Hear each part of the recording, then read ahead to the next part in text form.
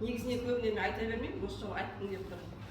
Гемодиализ деген диагнозды білесіздер ғой, оған біз жоламаймыз, бере бермейміз. Жаңағы үміт бермейміз ол кісілерге. Тек надежда жаңағы не дейді ғой, сонда поддержка жасау үшін береміз, бетамарин абаны, поддержка жасау үшін ғана. Бізде бір құдамызда 90% болған бүйрегі істейтіні, сол қалғанда. Сонымен былтыр апрельден бастап гемодиализге барып жүрген кісі екен.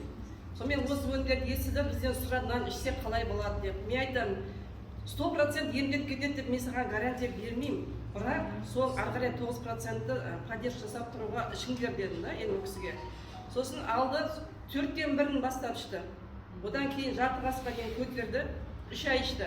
Кешен өздерін барып тексеріп тұратын уақыттары болды больницаға жатып. Сол кезде барып қайтадан УЗИге түсіреді ол кісіні. Сонда айтты, врач айтты.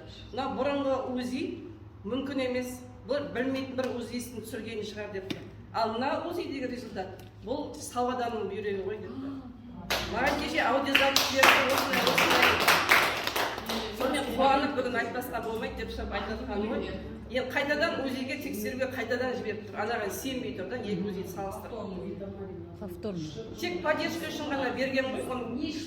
Мен болған айттым, оған спирулина беруге болмайды сіздерге. Айттым, спирулина ішпейсіңдер, тек қана осыны ішесіздер, онда да жарты ғасырдан көтермейсіздер. Судан 2 литр, 3 литр айтпаймын, өзінің шамасы келгенше ғана ішсін, өйткені бүйрегі 90% деп тұр ғой. Көп ішуге болмайды. Сонымен өзінің ретімен ішкен, жарты ғасырмен ішкен 3 ай бойы. Керемет результат болды.